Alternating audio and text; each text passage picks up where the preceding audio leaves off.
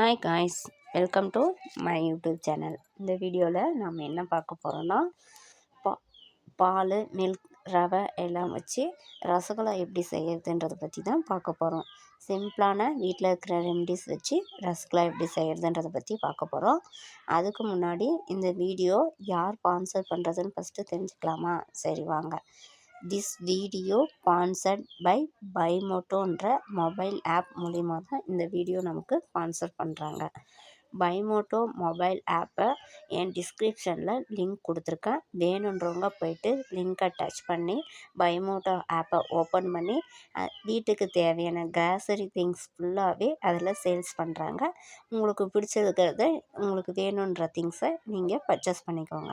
சரி வாங்க, ரசகுல்லா எப்படி செய்கிறதுன்றதை பற்றி பார்ப்போம். வாங்க வீடியோக்கு போகலாம்.